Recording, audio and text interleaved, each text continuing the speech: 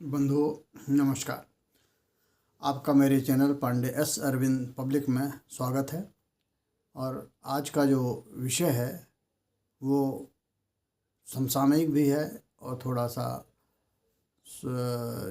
सूचनापरक भी है। तो इसलिए मैं आपसे अनुरोध करूंगा कि इस चर्चा को आप लाइक भी करिएगा, सब्सक्राइब भी करिएगा और फॉरवर्ड भी कर दीजिएगा। आपसे अनुरोध है कि विगत में किए गए मेरी जितनी भी चर्चाएं हैं कृपया उन सब पर भी एक बार सुनने का प्रयास करें और अपनी प्रतिक्रिया से मुझे अवगत कराएं, ताकि भविष्य में मैं आपकी सुरुचि और आपकी जो पसंद है उसके हिसाब से समसामयिक विषयों पर चर्चा कर सकूं और आपको उससे अवगत करा सकूं। तो आज की चर्चा का विषय जो समाज में विद्यमान परेशानियां हैं या जो विषय हैं समसामयिक उनसे संबंधित है। और इस चर्चा का जो शीर्षक होगा वो होगा बौद्धिक अभिजात्य वर्ग की बेचैनी। तो ये जो शीर्षक है इसमें हम यूज कर रहे हैं दो शब्दों को, बौद्धिक अभिजात्य वर्ग और बेचैनी। तो बेचैनी बताने की तो कोई विशेष आवश्यकता है नहीं, सभी समझते हैं बेचैनी का क्या अर्थ होता है। ये मानसिक होती है, ये भावनात्मक होती है, ये उद्गार संबंधी होती है, जिसमें व्यक्ति असमंजस की स्थिति में रहता है और उसे समझ नहीं आता कि मैं कौन सा रास्ता चुनूं या किस निष्कर्ष पर पहुंचूं, या वह असमंजस की स्थिति में रहता है। तो उसे हम मानसिक संवेदना के स्तर पर बेचैनी की स्थिति कहते हैं। अब रह गई बौद्धिक। बौद्धिक का मतलब होता है जो बुद्धि से संबंधित है, प्रज्ञा से संबंधित है। और अभिजात्य वर्ग उसे कहते हैं कि वह वर्ग जो समाज से अपने को अलग और विशिष्ट मानता है। तो जो अपने को क्यों विशिष्ट मानता है? क्योंकि वो सोचता है कि मेरी बौद्धिक स्थिति, बौद्धिक परिपक्वता, बौद्धिक समुन्नतता समाज के शेष व्यक्तियों से बेहतर है। अतः वह अपने को एक एलीट वर्ग में, अपने को उस भीड़ भाड़ से अलग एक विशिष्ट वर्ग में रखता है। और यह उसका स्वयं का आकलन होता है कभी कभी, और कभी कभी समाज उसे जिस प्रकार से व्यवहार देता है या जिस प्रकार से सम्मान देता है, उस सम्मान का अति आकलन करके वह स्वयं यह मान बैठता है कि मैं भीड़ से अलग कोई विशिष्ट व्यक्ति हूँ, जो कि वह वैशिष्ट मुझे मेरी बौद्धिक क्षमता के आधार पर दिया गया है या प्रदान किया गया है। तो ऐसे व्यक्ति जो अपने को व्यक्तिगत जीवन में सुशिक्षित मानते हैं या सुशिक्षित माने जाते हैं, अपने क्षेत्र में, कार्य क्षेत्र में कुशल होते हैं, निपुण होते हैं, स्वतः आत्म नियंत्रण के आधार पर नैतिक मूल्यों के अनुगामी होते हैं, सत्यनिष्ठ होते हैं, ईमानदार होते हैं और सच्चाई या मूल्यों को मानते हैं, और स्पष्ट रूप से उनका न तो किसी सामाजिक अथवा राजनीतिक संगठन से कोई जुड़ाव होता है, तो वे अपने को बौद्धिक अभिजात्य वर्ग की श्रेणी में रखते हैं। अपने को कहते हैं कि मैं गैर राजनीतिक हूँ, यानी कि मैं intellectual elite having no relation with any political और सोशल ऑर्गेनाइजेशन। इस बहाने से, इस अभिमान से वह संतृप्त होते हैं और अपने को जनसाधारण से अलग समझते हैं। ऐसे लोगों में सामान्यतः जिनको कि हम सूचीबद्ध करें तो पाते हैं कि वे होते हैं शिक्षाविद, वकील, चिकित्सक, इतिहासकार, मीडिया के कुछ व्यक्ति, और अंग्रेजी माध्यम की शिक्षा पद्धति से शिक्षा प्राप्त हुए ये व्यक्ति कभी कभी सत्तासीन व्यक्तियों से बहुत ज़्यादा एलर्जी रखते हैं। और वर्तमान यदि संदर्भ में कहें तो ऐसे लोग जो एनडीए सरकार केंद्र में सत्तासीन है उसके प्रमुख व्यक्तियों से बहुत एलर्जी रखती हैं। तो ये लोग अपने को बौद्धिक अभिजात्य कहते हैं और इनके मन में सत्ता से अप्रसन्नता, सत्ता की कार्य पद्धति से अप्रसन्नता को लेकर के बेचैनी बनी रहती है। अब यहाँ पर एक जो सामान्य गुण इनमें सब में दिखाई पड़ता है कि इनका भरण पोषण, इनका पालन पोषण, इनके भरण पोषण का स्रोत, इनकी शिक्षा पद्धति और इनका सामाजिक रिहाइश ऐसी स्थिति में होती है जिसको कि ये अपने को अपर मिडिल कहते हैं, पाश्चात्य संस्कृति से संपन्न कहते हैं, और इनका रुझान भी पाश्चात्य जीवन पद्धति की ओर होता है। यह अंग्रेजी भाषी होते हैं और इनका झुकाव मुख्य रूप से दक्षिणपंथी, उदारवादी, अनीश्वरवादी तथा धर्म के प्रति उदासीन रहने के जैसे व्यवहार की ओर होता है। ये मात्र तर्कवादी होते हैं और जो कि परिस्थितियों को प्रकृति की अंतः संवेदना से ग्रहण करने में अक्षम होते हैं। ये एक ऐसी विचारधारा का वर्ण या अनुसरण करते हैं जो कि भूलवश या त्रुटिपूर्ण रीति से उनके द्वारा धर्मनिरपेक्ष या सेक्युलर समझी जाती है। वास्तव में भारतीय संदर्भ में या भारतीय संविधान के संदर्भ में सेक्युलर को सर्वधर्म समभाव कहा गया है, परंतु इनके लिए किसी एक समाज के वर्ग विशेष का संतुष्टिकरण और अन्य का उपेक्षा किया जाना ही सेकुलरिज्म की मूल गुणवत्ता होती है। जबकि वास्तविकता ये है कि इक्वलिटी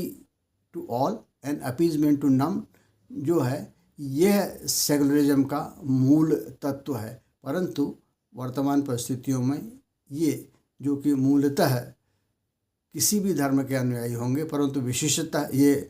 हिंदू धर्म के अनुयायी होते हैं और अपने ही हिंदू धर्म को, सनातन धर्म को ये उपेक्षा की दृष्टि से देखते हैं, उसमें हजार कमियां ढूंढते हैं और धर्म को एक अफीम की तरह मानते हैं। ये कहते हैं कि ये धर्म बेकार चीज़ है, ईश्वर की सत्ता को मानना गलत है और ऐसा कुछ नहीं होता, क्योंकि यह इनके हिसाब से, इनके तर्कों पर खरी नहीं उतरती है। अब यह जो अभिजात्य वर्ग है जो वर्तमान परिप्रेक्ष्य में केंद्र में अवस्थित और सत्तासीन सरकार से मुख्य रूप से असहमत रहता है या असंतुष्ट रहता है, वह यह मानता है कि स्वतंत्रता के उपरांत जो भी कार्य अथवा कार्यलोप हुआ है और उनके कारण जो भी समाज में असमानताएं या त्रुटियां रह गई हैं, वह सब हिंदू मतावलंबियों के गलत रीति के कारण हुई है और उन्हीं के कारण समाज में छुआछूत, अस्पृश्यता, असमानता, जातिवाद इत्यादि जैसी कमियां, जो कि सही में त्रुटिपूर्ण तो हैं ही, परंतु ये भारतवर्ष के किसी भी विकास की दौड़ में पीछे से रह जाने के लिए इन सब को जिम्मेदार ठहराती हैं। ये पाश्चात्य संस्कृति की ओर झुके हुए व्यक्ति, जिन्हें कि मैं बौद्धिक अभिजात्य कहता हूँ, वे स्वयं अथवा अपने पाल्यों को पढ़ाई या शिक्षा के नाम पर अंग्रेजी मीडियम के महंगे स्कूलों में पढ़ाते हैं, जन सामान्य से उनको अलग रखते हैं, अलग मानते हैं और कोशिश इनकी ये रहती है कि उनके पाल्य यथासंभव किसी तरह से विदेश जा कर के बस जाएं और विदेशों में रहें। जीवन पद्धति उनकी पाश्चात्य हो, खान पान, रहन सहन, पहनावा, बोलचाल सब उनका पाश्चात्य हो, और इसके लिए वह पूर्ण प्रयास करते हैं कि किस प्रकार से उनके पाल्य विदेश जा कर के वहीं स्थापित हो जाएं। इस दौड़ में वे अगर अर्धनग्नता या संस्कार विहीनता या अन्य इसी प्रकार के कुटयों को प्रत्यक्ष अथवा परोक्ष रूप से प्रश्रय देते रहते हैं और इसे आधुनिकता का बहाना पहना करके कहते हैं कि आधुनिकता ही प्रगति का एक मानदंड है। राष्ट्र, राष्ट्र प्रेम, राष्ट्रीय पहचान, स्वधर्म इन अभिजात वर्गों के लिए मूल्यहीन और अर्थहीन होता है। उच्च अर्जन क्षमता से संपन्न होने पर भी इन्हें राष्ट्रीय कर संरचना से पूर्णतः असहमति होती है। इनका कहना होता है कि हम कमाते हैं तो क्या सब कमा करके सरकार कर के रूप में हमसे ले लेगी। स्वयं पर, अपने ऊपर, अपने दैनंदिन जीवन के प्रयोग में ली जाने वाली वस्तुओं जैसे वस्त्र, महंगे जूते, महंगे फ़ोन, इलेक्ट्रॉनिक गैजेट, बड़ी से बड़ी महंगी गाड़ियाँ, आलीशान घर, घरेलू सामान क्रय करते समय इन्हें यह याद नहीं रहता कि भारतवर्ष में 60 से 70% लोग ग्रामीण परिवेश में रहते हैं और उनकी जीवन शैली क्या है, उनकी आय मासिक क्या है, भारतवर्ष की औसत प्रति व्यक्ति आय क्या है, इसका इनका मन में कभी भी लेश मात्र एक क्षण के लिए भी ध्यान नहीं आता। ये मात्र अपनी पे स्लिप देखते हैं और अपनी पे स्लिप में से जो इतना टीडीएस हो जाता है उस टीडीएस के नाम पर रोते झींकते रहते हैं और सरकार को भला बुरा कहते रहते हैं। यह बात नहीं समझ पाते कि राष्ट्रीय कर प्रणाली का प्रयोग और प्रयोजन क्या है। राष्ट्रीय कर प्रणाली का प्रयोजन यह है कि इससे जन सामान्य को लाभ पहुंचाने वाली जनहितकारी योजनाएं जैसे कि स्वास्थ्य, सड़क, शिक्षा इत्यादि के परिचालन के लिए फंड एकत्रित किए जाते हैं, जिससे कि आर्थिक रूप से अक्षम व्यक्ति, ग्रामीण जन और इंफ्रास्ट्रक्चर, जन सुविधा, जन कल्याणकारी योजनाएं सुचारू रूप से चलाई जा सके। अब जाते की यह अपेक्षाएं होती हैं कि वह सरकार या शासक से ऐसी अपेक्षाएं करता है जो कि उच्च स्तरीय होती हैं और उससे उनके उस अपेक्षा सूची में समाज के अंतिम व्यक्ति के लिए कोई भी स्थान नहीं होता। वह जिन अपेक्षाओं की सूची तैयार करता है उसमें प्रथम पंक्ति पर वह स्वयं होता है और उसके मन में कहीं भी लेश मात्र में यह बात नहीं आती कि समाज में और भी लोग ऐसे वंचित लोग हैं जो कि आर्थिक और सामाजिक रूप से वंचित हैं, आर्थिक रूप से अक्षम हैं, उनको भी सरकार की सहायता की आवश्यकता है। और जो सक्षम व्यक्ति हैं उनका यह एक सामाजिक दायित्व होता है कि वह भले ही कर के रूप में, परंतु कर प्रदान करके जो इनकम टैक्स के रूप में होगा, एक्साइज के रूप में होगा, जीएसटी के रूप में होगा या अन्य करों के रूप में होगा, जब सरकार एकत्र करती है तो उन्हीं से ऐसे समाज के बड़े वर्ग को जन कल्याणकारी सुविधाओं के माध्यम से लाभ प्रदान किया जा सकता है। सर्वे भवन्तु सुखिनः, सर्वे सन्तु निरामया, सर्वे भद्राणि पश्यन्तु माँ कश्चित् दुःख भाग् भवेत् की भावना से भारत सरकार कार्य करती है। भारत सरकार के संविधान जो कि 1950 में बना हुआ था उसमें यह प्रथम वाक्य है कि हम भारत के लोग। तो यह जो भारत का संविधान है और संवैधानिक संरचना है, इसमें संपूर्ण भारत के नागरिकों और निवासियों के लिए हित रक्षा की व्यवस्था की गई थी। अतः यह सामाजिक सुरक्षा के रूप में, सामाजिक सहायता के रूप में प्रदान किए जाने वाले प्रावधानों से संपन्न एक विधान है जिसे कि हम संविधान करते हैं। और इसमें राष्ट्रवाद, सामाजिक मूल्य, सहनशीलता, सह अस्तित्व जैसे विचारों का बहुत प्रमुखता से प्रयोग किया गया है और उनका अनुपालन की व्यवस्था की गई है। परंतु इन जो बौद्धिक इलीट हैं, जो इंटेलेक्चुअल इलीट लोग हैं, इनके लिए इन सब शब्दों का कोई अर्थ नहीं होता। इनके लिए यह केवल किताब में लिखे जाने वाले शब्द हैं। ये निरंकुश स्वच्छंदता, स्थापित मान्यताओं की स्वच्छंदता से जीने वाले, स्थापित मान्यताओं की खिल्ली उड़ाने वाले, सामाजिक मूल्यों की अवहेलना करने वाले व्यक्ति होते हैं। और कभी कभी इनके मन में बासी कड़ी सा उबाल आता है जब वह जनता जनार्दन के संबंध में होने वाले विषयों पर कुछ चिंता जाहिर कर लेते हैं। परंतु ये सर्वप्रथम शासन और सत्ता में विद्यमान किसी भी व्यक्ति अथवा संस्था या राजनीतिक पक्ष से सदैव अपनी असहमति और असंतोष जाहिर करते रहते हैं और उनके मन में केवल एक ही यह बात रहती है कि जो सत्तासीन है उसे उखाड़ बैठो और किसी अन्य विकल्प की तलाश करो। उनको यह पता नहीं रहता कि जो सत्तासीन व्यक्ति या संस्था या राजनयिक पक्ष है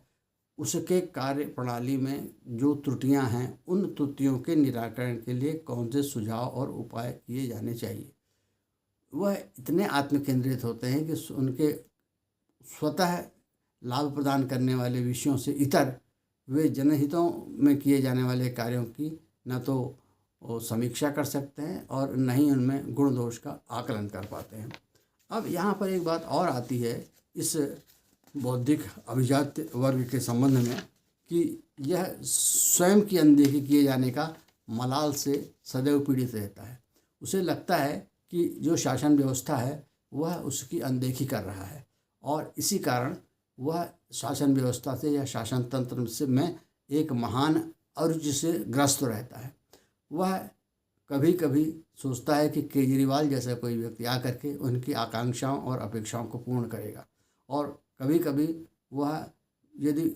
केजरीवाल जैसे व्यक्ति से मोह भंग पाता है तो वह प्रशांत किशोर की ओर देखने का प्रयास करता है, परंतु फिर भी वह इस मेघमरीचिका में यह नहीं निश्चित कर पाता कि वह जाए तो जाए कहाँ। उसकी जो अपेक्षाएं और आशाएं हैं उसका निराकरण है कहाँ, कौन उसका निराकरण कर पाएगा, यह वह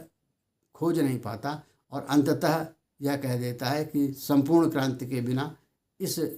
राष्ट्र में जो जो कमियां हैं उनका कोई भी निराकरण नहीं हो सकता है।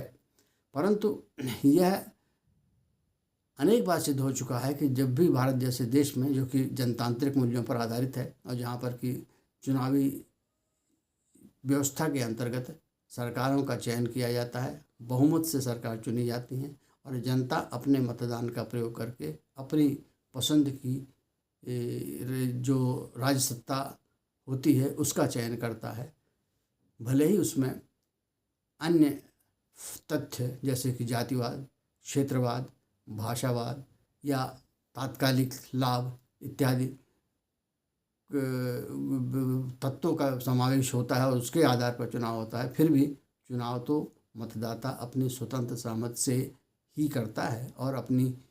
उद्देश्यों से, यानी कि जो उसके जीवन में प्राप्त करने की लालसा होती है उन्हें प्राप्त करने के उद्देश्य से, या जिस राजनीतिक पार्टी में उसे यह लगता है कि वह उसके उद्देश्यों की पूर्ति करने में सहायक होगा, उसको चुनने का एक प्रक्रिया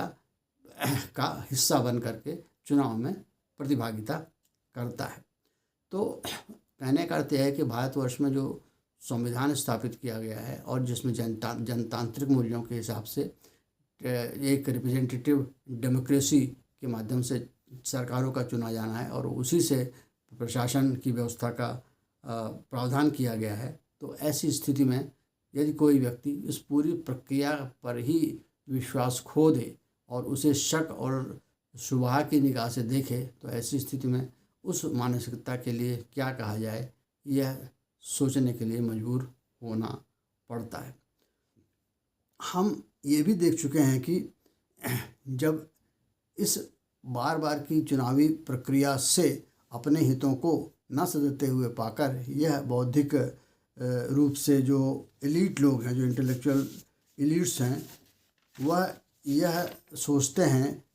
कि हमारे उद्देश्य तो अब पूर्ण हो नहीं पा रहे हैं, तो वह सोचते हैं कि एक सब रोगों की एक दवा की तरह संपूर्ण क्रांति ही हो सकता है कि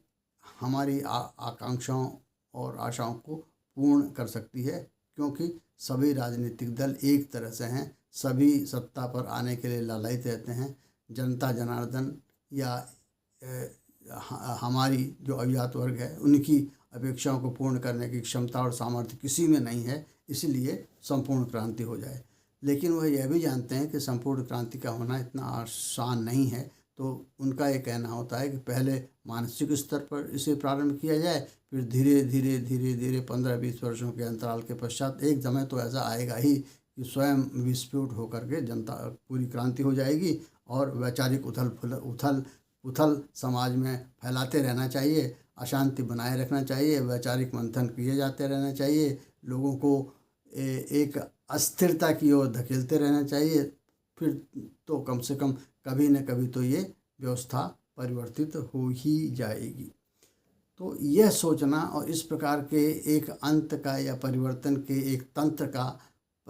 जो क्रियाशील होने की अपेक्षा करना इस बौद्धिक अभिजात्य वर्ग का एक मानसिक फितूर है, जो कि मुझे नहीं लगता कि भारत जैसे देश में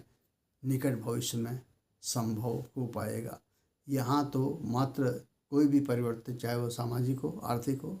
वह राजनीतिक प्रक्रिया के माध्यम से ही होगा और वह भारतीय संविधान में प्रदत्त प्रावधानों के अनुरूप ही होगा, उसके प्रतिकूल तो हो ही नहीं सकता है। अब बात आती है कि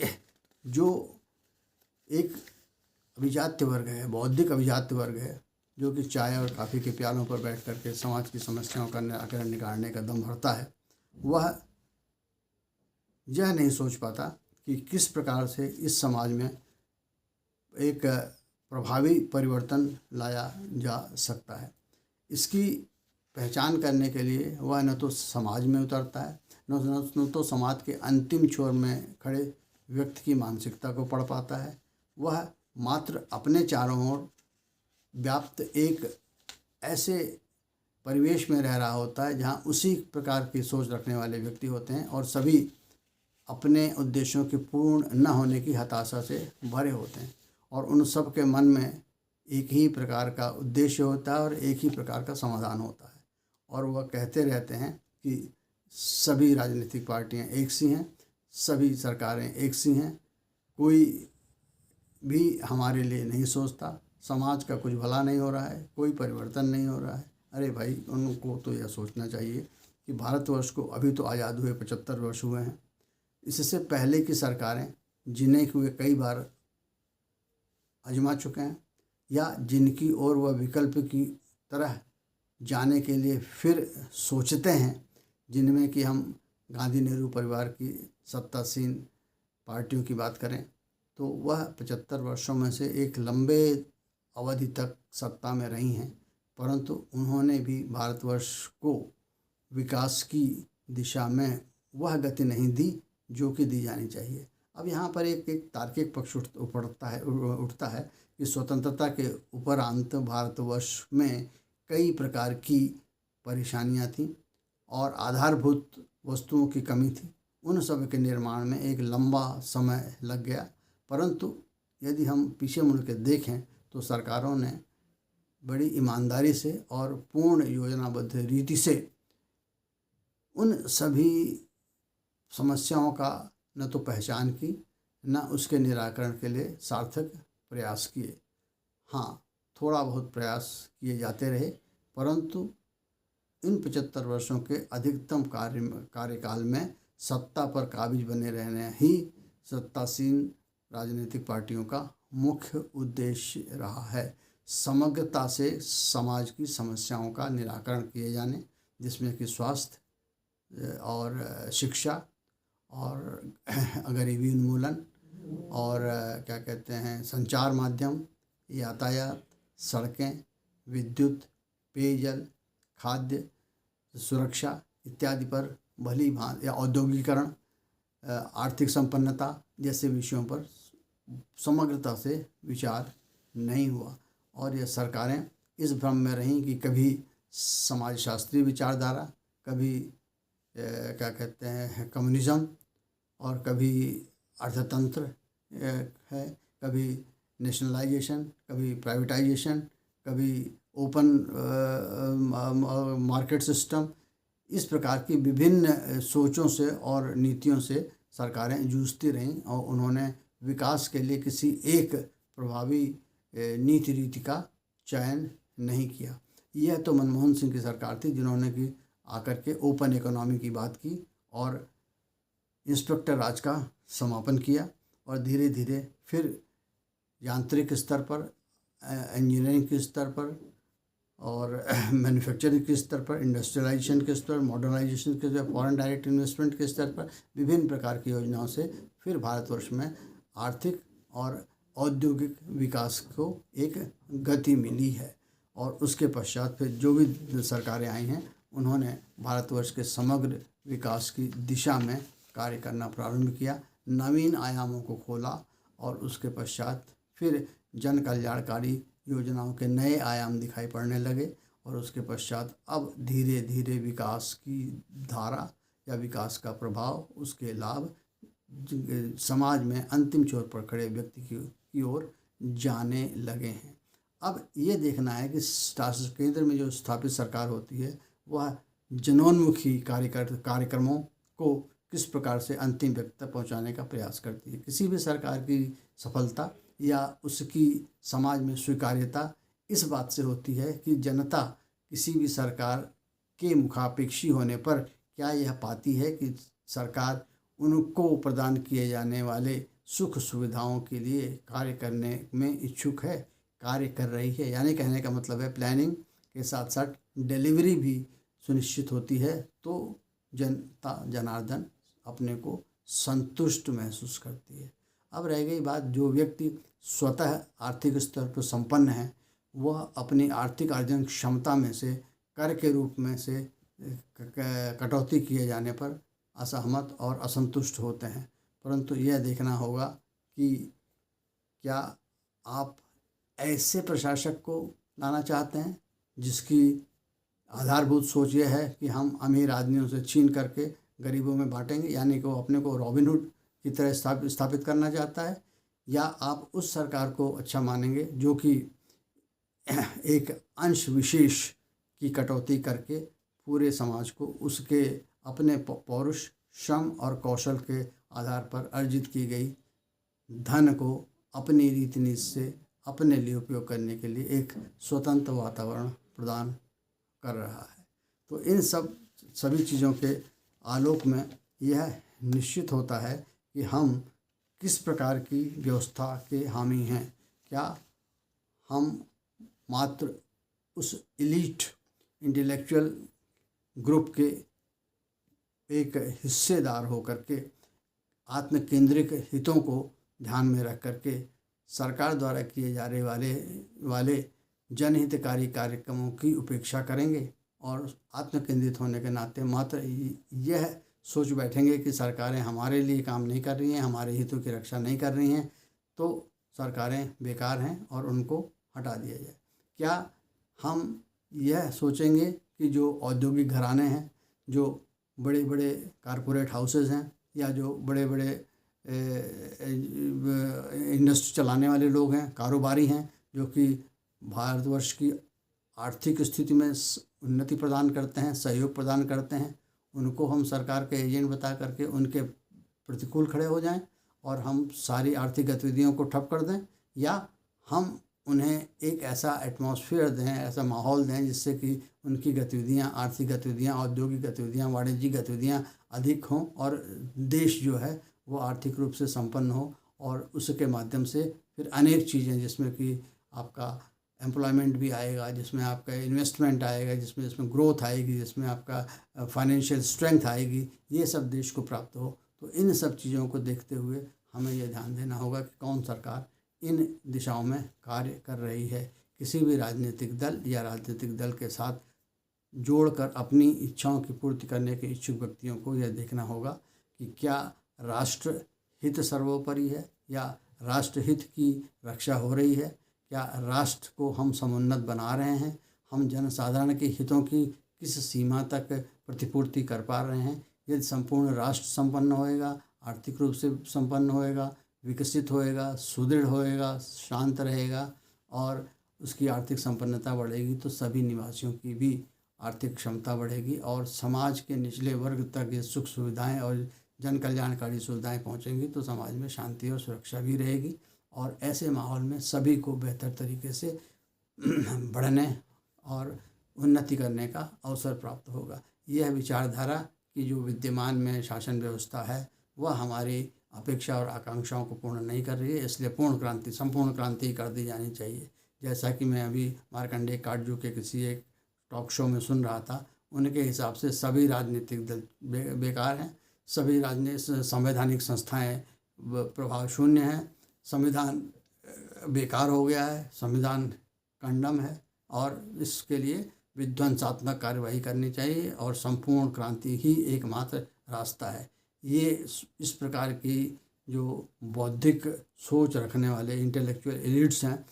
उनको तो मैं यही कहूँगा कि ऐसे व्यक्ति हैं जो उन्होंने कि इसी संविधान के माध्यम से सब कुछ पाया, परंतु अब संविधान उनको बेकार लग रहा है और वे संपूर्ण क्रांति की बात करते हैं। इस प्रकार के लोग इस श्रेणी में आते हैं जो कहते हैं कि ना तो खेलूँगा ना खेलने दूंगा, मैं खेल बिगाड़ूंगा। वो इतने अधीर हो चुके हैं, वो इतने असहज हो चुके हैं, ऐसी मृग मरीचिका में फंस चुके हैं जिनको चाहिए कि कोई जादू का डंडा आए, जादू की छड़ी लेकर के कोई व्यक्ति आए और समाज में जितनी भी परेशानियां, गड़बड़ियां, कमियां हैं सब एक दिन में समाप्त हो जाएं। परंतु यह ध्यान देना होगा कि Rome was not build in a day. समाज में जो कि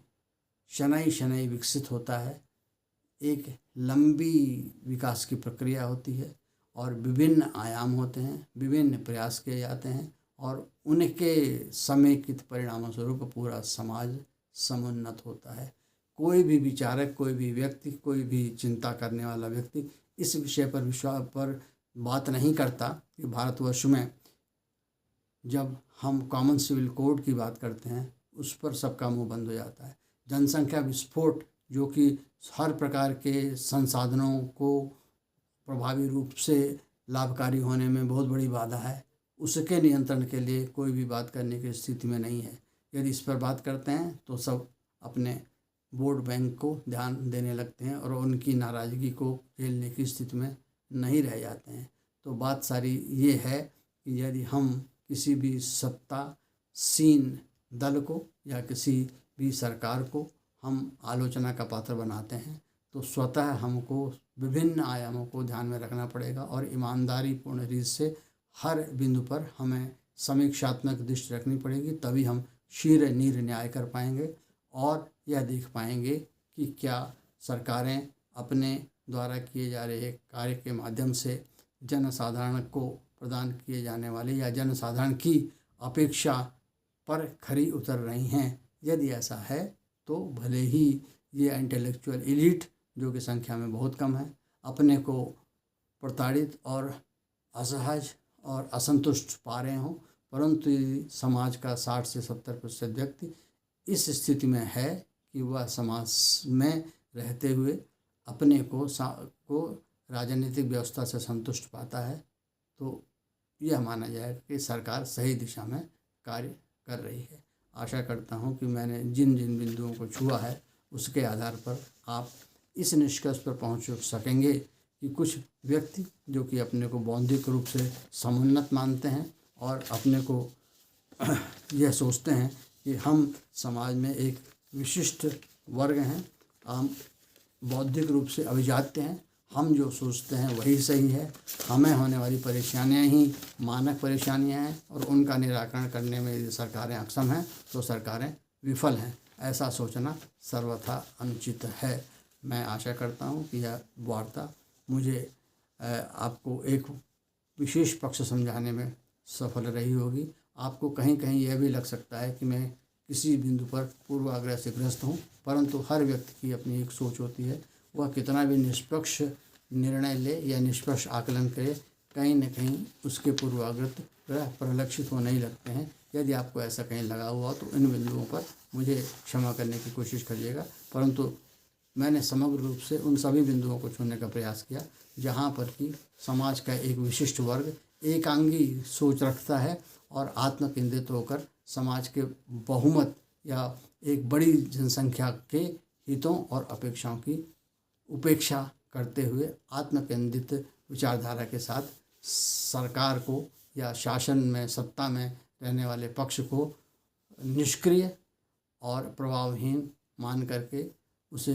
खारिज करने की एक मुहिम में अपने को लगा हुआ पाता है। आशा करता हूँ आपको चर्चा अच्छी लगी होगी। आप इस चैनल को सब्सक्राइब कर दीजिएगा,